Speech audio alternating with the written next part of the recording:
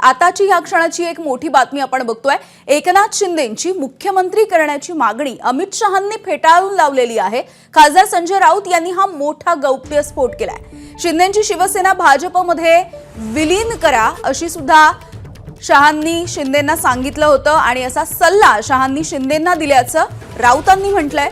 आमचे 132 आमदार आहेत, त्यामुळे आता भाजप शिवाय दुसरा मुख्यमंत्री होणार नाही असं शहा म्हणाले। एकनाथ शिंदेंची मुख्यमंत्री फडणवीसांच्या विरोधात अमित शहांकडे तक्रार सुद्धा होती। सरकारमध्ये माझी प्रतिष्ठा राहिलेली नाही अशी शिंदेंनी तक्रार केल्याचं संजय राऊत म्हणतात। तर माझे निर्णय फिरवले जात आहेत अशी शिंदेंनी तक्रार केली असाही राऊतांचा दावा आहे। सूरज सावंत आमचे प्रतिनिधी सध्या आपल्याला याविषयी माहिती देत आहेत। सूरज, एक मोठा गौप्यस्फोट, खरं तर मुख्यमंत्री नेमकं कोण होणार याची उत्सुकता ज्यावेळेला होती तेव्हा वेगवेगळे तर्कवितर्क होते आणि संजय राऊतांनी मोठा गौप्यस्फोट केलेला आहे। एकनाथ शिंदे यांनी मुख्यमंत्री होण्याची इच्छा व्यक्त केली होती, मागणी केलेली होती, मात्र अमित शहांनी ती फेटाळून लावलेली होती।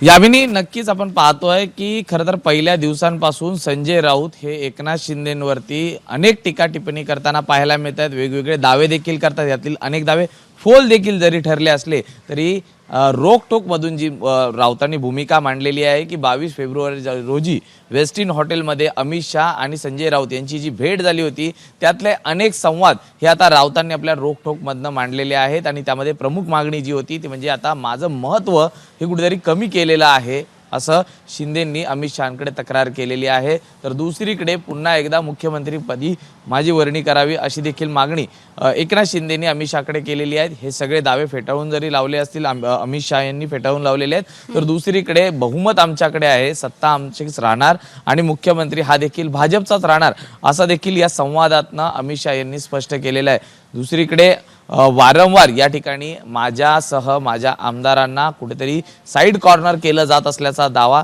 किंवा तशी तक्रार अमित शहांकडे केल्याचं देखील संवादात म्हटलेलं आहे आणि अमित शहांनी असं काहीही नसून मी देवेंद्रजींशी बोलतो असं देखील स्पष्ट केलेलं आहे। देवेंद्रजींनी मागील अनेक दिवसांमध्ये अनेक निर्णय बदललेले आहेत, अनेक निर्णयांना स्थगिती दिली असल्याचा देखील जे दावा आहे तो त्या ठिकाणी करण्यात आल्याचा संवादात म्हटलेलं आहे। मात्र हा दावा आता किती खरा आहे हे देखील पाहणं महत्त्वाचं आहे आणि यावरती जेव्हा शिंदे खुलासा करतील त्यावेळीच या संपूर्ण याचा खुलासा होऊ शकतो। मात्र मागील अनेक दिवसांपासून ज्या घडामोडी घडत आहेत त्यातला हा संवाद असावा असं देखील म्हटलेलं जात आहे। कारण ज्या पद्धतीने शिंदेंनी घेतलेले जे निर्णय आहेत त्याला कुठेतरी स्थगिती येते आहे किंवा ते निर्णय कुठेतरी थांबवले जात असल्याचं पाहायला मिळतंय। त्या अनुसरून ज्या घटना घडत आहेत त्यावरच हा रोकटोक लिहिला आहे का असा देखील सवाल उपस्थित केला जात आहे। मात्र खरंच मागील अनेक दिवसांपासून शिंदे हे काहीसे नाराज देखील पाहायला मिळतात, मग तो पालकमंत्री पदाचा मुद्दा असो किंवा निर्णयांना दिलेली स्थगिती असो, यावरून कुठेतरी शिवसेने या पक्षामध्ये अंतर्गत आमदारांमध्ये देखील तशी चर्चा ही रंगू लागलेली आहे। दबक्या आवाजात ही चर्चा रंगत असली तरी उघडपणे कुणीही त्याला विरोध करताना पाहायला मिळत नाहीये। त्यावरती आता एकनाथ शिंदे काय खुलासा करतात या संपूर्ण वक्तव्यावरती किंवा संजय राऊतांनी जो रोकटोकमधनं संवाद केलेला आहे किंवा जो दावा केलेला आहे त्यावरती काय एकनाथ शिंदे बोलतात हे पाहणं महत्त्वाचं राहणार आहे। यामिनी, अगदी सूरज, वेगवेगळे मुद्दे आहेत याच्यामध्ये, त्यापैकीच आणखी एक महत्त्वाचा मुद्दा म्हणजे एकनाथ शिंदेंनी मुख्यमंत्री फडणवीसांच्या विरोधात अमित शहांकडे तक्रार केली असाही मुद्दा संजय राऊतांनी उपस्थित केलाय। आपण बऱ्याच वेळेला जर गेल्या काही दिवसांमधल्या घडामोडी बघितल्या तर बऱ्याच वेळेला शिंदे हे एकटे सुद्धा अमित शहांना भेटलेले होते, त्यावेळेला सुद्धा काही तर्कवितर्क लढवण्यात आले होते आणि तुम्ही जसं म्हणताय बऱ्याच वेळेला त्यांची नाराजी सुद्धा आपण ऐकलेली आहे।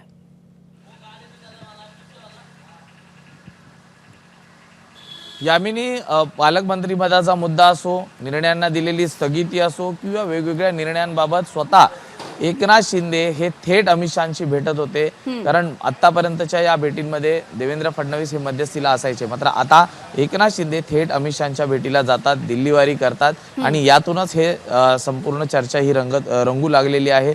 प्रामुख्याने सांगायचं झालं तर ज्या पद्धतीने मागच्या काही काळांमध्ये जेव्हापासून देवेंद्र फडणवीस मुख्यमंत्री झालेले आहेत अनेक निर्णयांना बगल देण्यात आली होती। जे निर्णय हे एकनाथ शिंदेंनी घेतले होते, पालकमंत्री पदावरनं जो तिढा अजून सुटलेला नाहीये तो म्हणजे रायगड नाशिकचा, नाशिकमध्ये आता कुंभमेळा होत आहे आणि त्याच धर्तीवरती भाजपला तिथलं पालकमंत्रीपद हे सोडवत नाहीये, तर रायगडच्या पालकमंत्रीपदांमध्ये जर पाहिलं तर राष्ट्रवादी आणि शिवसेना या दोघांमध्ये रस्सीखेच सुरू आहे आणि त्याकडे भाजप दुर्लक्ष करत आहे। त्यामुळे तिथले जे स्थानिक आणि ज्येष्ठ नेते आहेत भरत गोगावले हे देखील नाराज आहेत, नाशिकमध्ये दादा भुसे नाराज आहेत आणि हीच नाराजी पक्षांतर्गत आता कुठेतरी उफाळून येण्याची शक्यताही नाकारता येत नाही आहे, कारण अनेक निर्णयांना तिकडे देखील स्थगिती देण्यात आलेली आहे। त्यामुळे एकूणच स्थगिती, पालकमंत्रीपदाचा वाद, कुठेतरी साईड कॉर्नर केलं जाणं, यावरनं शिंदे सेनेवरती कुठेतरी प्रेशर आहे आणि याचीच कुसबुस अंतर्गत शिवसेनेत देखील पाहायला मिळते। त्याचबरोबर ती ज्यावेळी मुख्यमंत्री पदाबाबत ज्यावेळी शिंदेंनी चर्चा केली असं राऊतांनी त्यांच्या रोकटोकमध्ये म्हटलेलं आहे, त्यावेळी तुमचा पक्ष आहे तो विलीन करा असं म्हटलेलं आहे। मात्र मग शिवसेनेचं काय यावरती ते आम्ही बघू असा देखील संवाद आहे। या अनेक चर्चांचे अनेक कंगोरे निघताना पाहायला मिळत आहेत। मात्र तुर्तास तरी काही का असेना शिंदे हे नाराज आहेत का याचा खुलासा हे स्वतः शिंदेच करू शकतील। यामिनी अगदी सूरज, असे सोबत रहा। खासदार नरेश म्हस्के आपल्या सोबत आहेत। नरेशजी, आपण संजय राऊतांचं वेगवेगळं विधान नेहमी बघतो, आजचा रोकठोक मधून हा मोठा गौप्यस्फोट त्यांनी केलाय। त्यांचं असं म्हणणं आहे की एकनाथ शिंदेंनी जी मुख्यमंत्री करण्याची मागणी केलेली होती ती अमित शहांनी फेटाळून लावलेली होती आणि अमित शहांनी त्यांना असं म्हटलं की जी शिवसेना आहे ती भाजपमध्ये विलीन करा। संजय राऊत केवळ माध्यमांमध्ये चर्चेत राहण्याकरता अशा पद्धतीची वक्तव्य करतायत।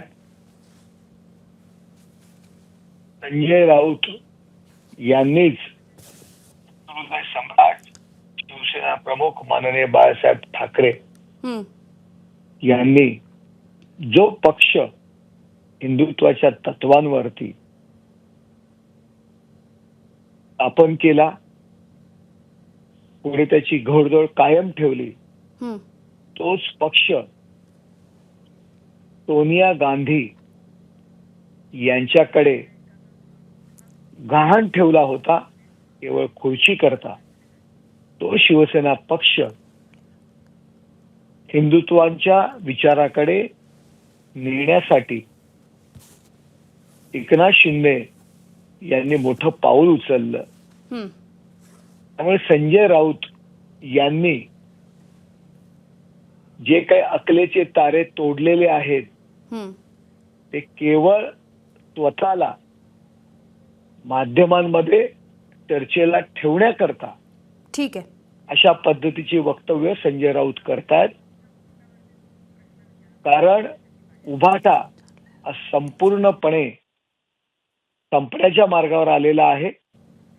त्यांच्यामधून जे काही उरले सुरलेले जे काही शिवसैनिक होते आज त्यांना सोडून जात आहेत आणि त्यामुळे एकनाथ शिंदेंवरचा जो काही राग आहे त्यांचा तो त्यातून त्यांचा व्यक्त होत आहे। अमित भाई यांच्यावरती रोज सकाळी उठल्यानंतर हे टीका करतायत, ते अमित भाई शाह त्यांना काय फोन करून सांगायला आले होते का?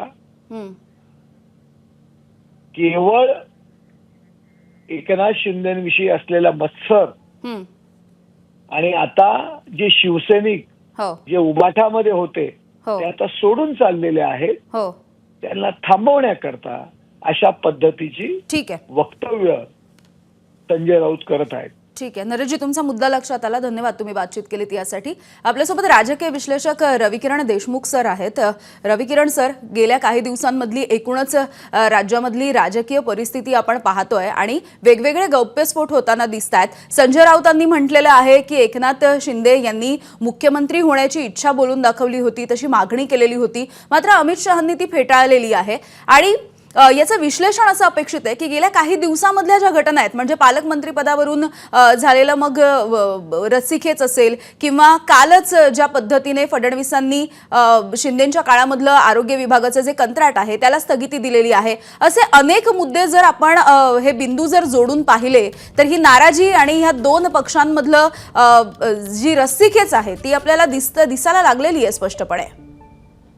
याचे दोन भाग आहेत। यांनी एक युती म्हणून पक्ष त्या पक्षाचं स्थान आणि त्यांना विस्तार करण्यासाठी आवश्यक असलेल्या गोष्टी. आणि दुसरी गोष्ट आहे सरकार चालवणं. हो. सरकारी कंत्राटांना स्थगिती दिली जाते आहे ती कदाचित त्याचं कारण मला वाटतं आर्थिक परिस्थिती हे सुद्धा आहे. कारण महाराष्ट्राच्या अर्थव्यवस्थेवर कधी नव्हे एवढा कमालीचा ताण आलेला आहे. बरोबर. त्यामुळे काही गोष्टी प्रशासकीय दृष्ट्या अपरिहार्य असते म्हणून होत असतील. पण दुसरी एक वस्तुस्थिती नाकारता येत नाही की याचा अर्थ भाजपाला शिवसेनेची गरजच राहिली नाही असं ठामपणे 100% म्हणता येत नाही. कारण राजकारण हे लोकांच्या आकलनावर चालतं. आज शिवसेना गिळंकृत करताय भाजपा असं वाटलं तर महाराष्ट्रामध्ये वेगळा मेसेज जाऊ शकतो आणि प्रादेशिक पक्षांना भाजपा संपवतो असा प्रचार गेले अनेक दिवस गेले असं बोललंही जातं, म्हटलंही जातं. तर भाजपा हा दोष स्वतःवर घेईल का शिवसेनेला आत्ताच विलीन करून? तर हे इतकं म्हणणं धाडसाचं ठरेल असं मला वाटतं. पण याला एक दुसरी बाजू अशी आहे की भाजपाची इच्छा अशी आहे की 2029च्या निवडणुका सोहळावर लढवायच्या आणि महाराष्ट्रात आपली निरंकुश अशी एकट्याची सत्ता आणायची हा उद्देश त्यांनी ठेवलेला आहे. पण ते करत असताना आजच शिवसेना आपल्यामध्ये सामील करून घ्यायची एवढं धाडस भाजपा दाखवेल का? कारण याचे परिणाम आगामी स्थानिक स्वराज्य संस्थांच्या निवडणुका, त्याचबरोबर महाराष्ट्रामध्ये शिवसेना संपवण्यासाठीच भाजपा हे सगळं करतंय हा जो एक वेगळा मेसेज जाईल तो अर्थात भाजपाला आवडेल का हा एक मोठा प्रश्न आहे. ह्या दोन बाजू मला आता तरी दिसतात. अगदी. एबीपी माझा, उघडा डोळे बघा नीट.